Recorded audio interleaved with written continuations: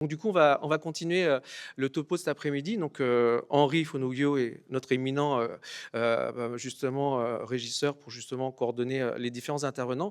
Moi, je vais commencer par mon intervention de cet après-midi par une thématique qui est très fréquente en oncologie, et tellement fréquente que justement beaucoup d'oncologues n'osent pas l'aborder. C'est le thème de la fatigue au cancer. Et du coup, je vais vous donner un topo qui est assez rapide, mais qui va vous donner les grandes lignes de la fatigue au niveau du cancer, parce que la fatigue en oncologie, c'est une fatigue qui est vraiment singulière par rapport à d'autres fatigues où vous mangez, vous restaurez, vous dormez, le lendemain vous réveillez. On dit que justement, le corps a une fonction, ce qu'on appelle yang, c'est-à-dire que dans la journée, on épuise cette énergie-là, et le temps du soir, c'est le temps yin, où justement le corps se régénère, et du coup, ça fait un peu notre quotidien. Les ancêtres disaient que tous les jours, on revit sa mort, et on mourait, et du coup, on revivait le lendemain. La spécificité de la fatigue, c'est justement d'abord avant tout être une gêne, c'est un signe qui montre qu'on a besoin soit de se restaurer, de se reposer ou justement de cultiver autre chose. C'est-à-dire qu'en fait, se nourrir, c'est pas simplement que de nourriture. On peut besoin d'aller au musée, voir des belles œuvres comme l'œuvre d'Henri, voir autre chose. Et ça, c'est une culture à la fois de l'esprit et de l'âme. Et lorsque justement les gens sont en burn-out, se saturent de quelque chose, le signe de fatigue montre que justement on est en saturation, on est en blocage et on a besoin justement de voir autre chose. Donc, cette signe de fatigue naturelle, ça peut être un surmenage physique, tout simplement, un surmenage intellectuel ou un surmenage émotionnel. Et la spécificité de la fatigue régulière, singulière, qui est quotidienne et normale, physiologique, c'est qu'une bonne nuit de repos, on est retapé le lendemain. Et la spécificité du cancer, c'est que c'est une fatigue qui va, ce qu'on appelle, au-delà de la fatigue. C'est une fatigue qui est singulière à la fois en intensité, en fréquence et dans sa modalité d'expression. Et c'est vrai que même si on est très adepte à l'oncologie, c'est vrai qu'on n'a pas forcément de cours spécifiques sur la fatigue. C'est parce qu'on n'a pas forcément les mêmes baromètres d'évaluation, comme l'EVA pour la douleur et tout ça. Et du coup, ce sont des questions qui sont tellement pris à la légère, banalisées. Que qu'est-ce qui est plus naturel d'être malade que d'être fatigué? Mais alors que finalement, si vous n'arrivez pas à dompter cette fatigue-là, ni à la comprendre, ni à l'évaluer, ça va être un vrai caillou dans la chaussure pour continuer le traitement.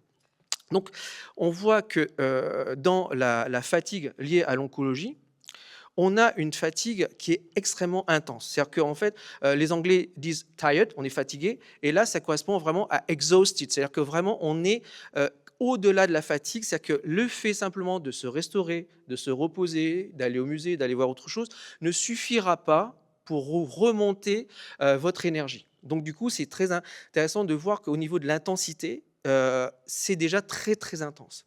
Et au niveau des modalités, si vous voulez, d'apparition, cette fatigue-là, parfois, elle anticipe même la maladie.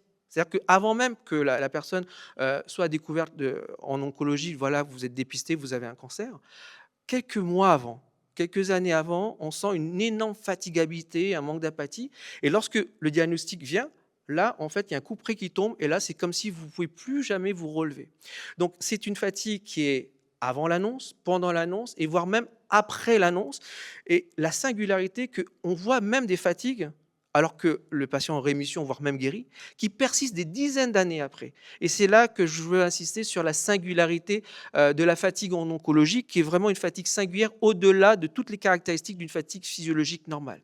Et malheureusement, comme on n'a pas forcément dans la Western medicine, c'est-à-dire la médecine occidentale, soit des explications, soit des méthodes efficaces pour remédier à cette fatigue, elle est souvent sous-estimée parce que pourquoi évaluer quelque chose qu'on ne sait pas traiter, et du coup, elle est méconnue, voire justement pas du tout envisagée dans les discussions.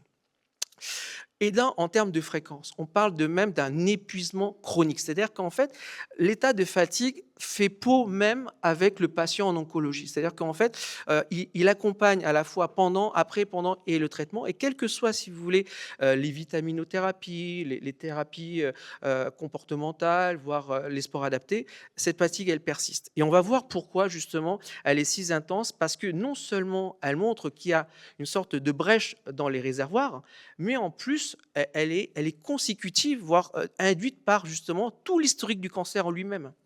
Parce qu'elle est, elle est caractéristique dans les faits que On a des difficultés physiques. C'est-à-dire qu'en fait, déjà, d'une part, on n'arrive plus à se mouvoir comme avant.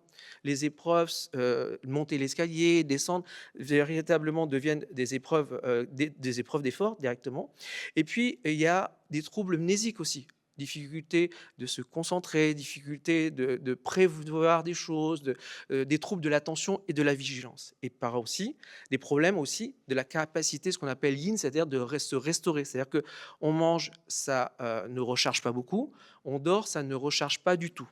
Et en plus, comme le corps se sent complètement à bout du bout, parce qu'il n'y a plus d'essence, il n'y a plus de batterie, ça on va engager dans un second temps des troubles des émotions. Parce que comme on n'arrive plus à être autonome, à préserver justement sa liberté d'action et d'agir, et voire même de travailler, et en couple, ça devient aussi compliqué, ça va entraîner aussi des troubles de l'humeur avec irritabilité, nervosité, et voire même des états dépressifs et des dépressions réactionnelles. Donc du coup, la caractéristique de cette fatigue en oncologie, elle est déjà singulière dans sa mode d'apparition, singulière dans son intensité et la fréquence, et singulière aussi dans sa mode d'expression, parce que toutes ces définitions-là que vous avez n'apparaissent pas forcément tous en même temps. C'est échelonné. De temps en temps, c'est la fatigue motrice, de temps en temps, c'est la fatigue psychologique, de temps en temps, c'est la fatigue émotionnelle.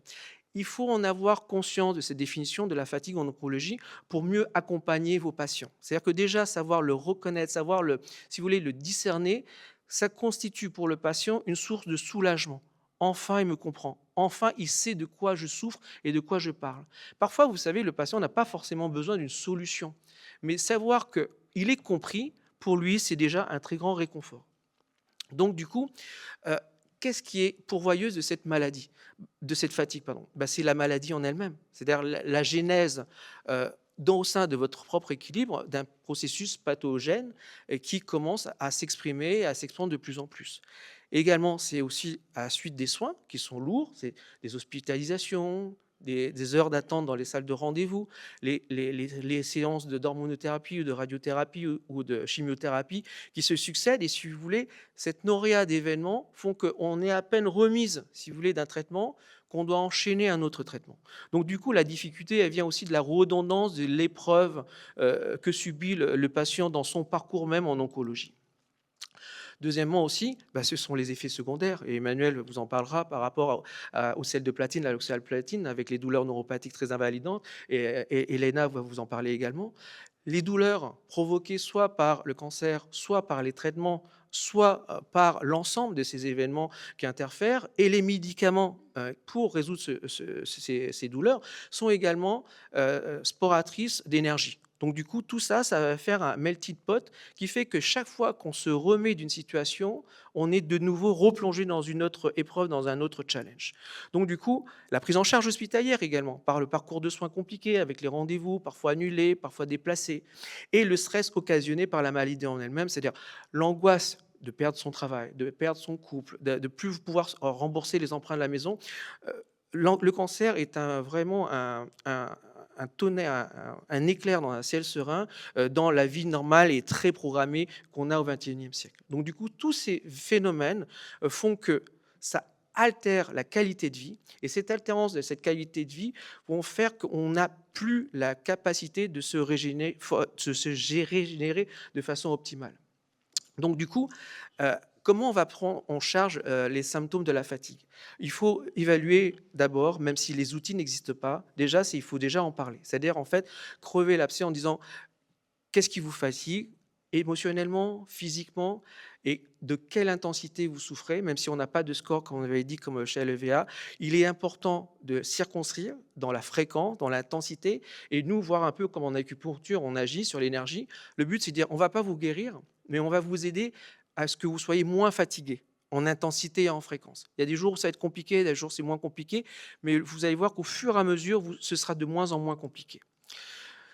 Donc, du coup, il faut traiter la fatigue de façon individuelle et spécifique et ne pas reconnaître que c'est une fatalité. Chaque patient, alors qu'ils ont atteint du même cancer, n'ont pas la même expressivité de fatigue. Donc, du coup, dans les moyens qui sont mis à notre disposition. Vous avez la diétothérapie, comme en parlait Eliane tout à l'heure, comment bien s'alimenter justement pour régénérer. Nous, en médecine chinoise, on parle de la fonction rate-estomac pour régénérer cette énergie à travers l'alimentation. On a le Qigong aussi à travers la respiration. Vous avez le masseur kinésithérapeute justement pour les tensions musculaires. Nous, en médecine chinoise, on dit que ça fait circuler l'énergie et le sang. Vous avez l'ergothérapeute aussi pour vous soulager de certains troubles locomoteurs, de troubles justement de la fonction motrice. Les psychologues qui sont très importants pour justement parler de cette fatigue, parler justement du lien de rupture que la fatigue entraîne entre le patient et son environnement. Parfois, les socio-esthétiques sont très importants pour la valorisation de nous, parce que parfois on est fatigué et du coup on est fatigué de ne pas pouvoir être présentable. C'est ce ressent de représentativité de la société qui est très important. Et enfin, et ce que je défends de plus en plus, c'est le rôle du médecin acupuncteur. Pourquoi? Parce que comme l'énergie, c'est notre objet, c'est notre dada, nous, notre but, c'est d'optimiser la créativité énergétique des gens, c'est-à-dire rien n'est fatal, on arrive à se régénérer, mais on faut stimuler les bons points. Donc du coup, il faut une prise en charge singulière par justement des médecins acupuncteurs qui connaissent à la fois la spécialité d'oncologie, mais qui connaissent également justement les bons points à piquer pour justement le patient en oncologie. Donc du coup, un bref rappel mémorial, hein, comme je l'ai dit tout à l'heure. Cette journée, c'est les 18 ans de l'anniversaire de la capacité. Et du coup, je rends hommage à mes maîtres, feu monsieur Claude Abchin, docteur Claude Abchin, professeur de Nicolas, et l'ancien ambassadeur de France en Chine qu'on a eu la chance de revoir en notre stage, docteur monsieur Zhang Zhaojin.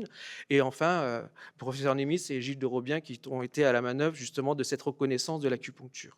Et enfin, l'acupuncture est rentrée dans les universités. Et en 2021, et c'est tout récent, hein, il a été justement scoré dans les scores Absos du Collège français en oncologie, justement pour montrer l'efficacité de l'acupuncture. Et comme vous avez montré, Amandine, ce matin, des scores d'efficacité.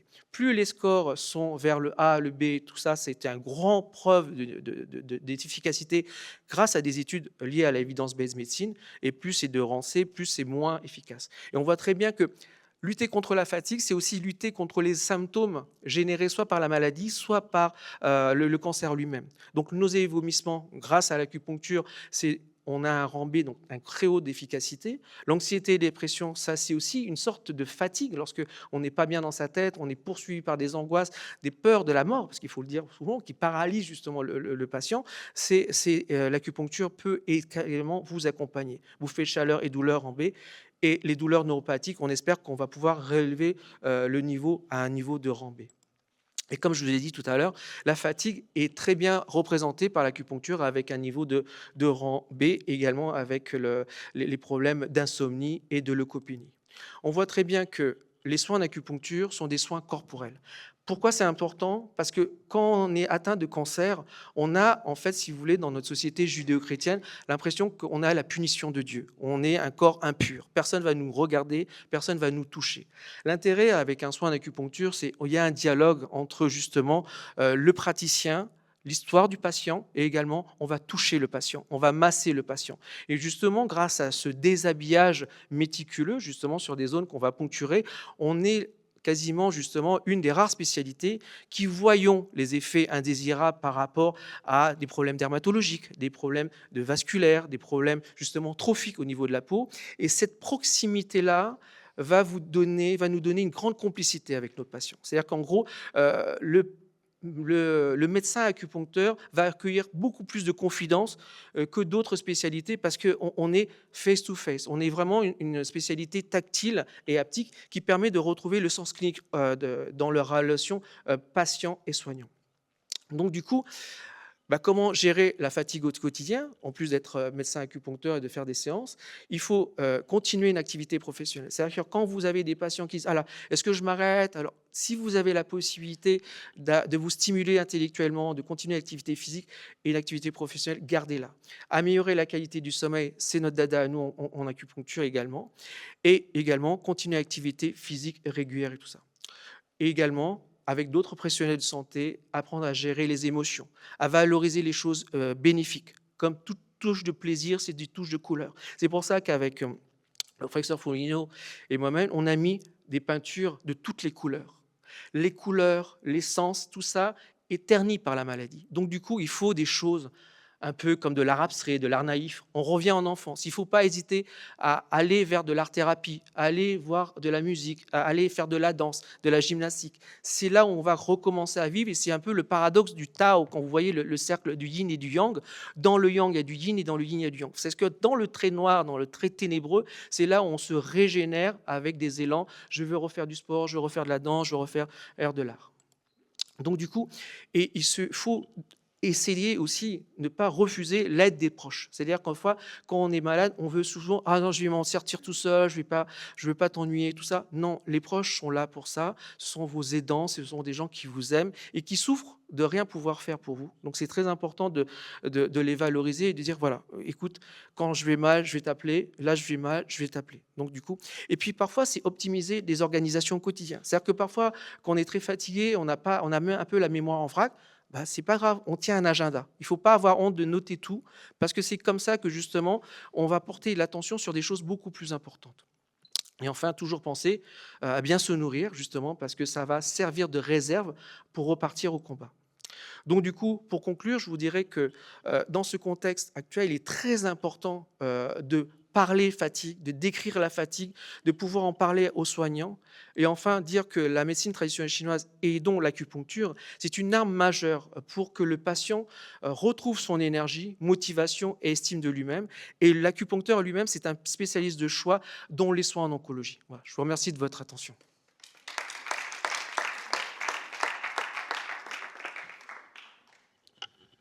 Oui, je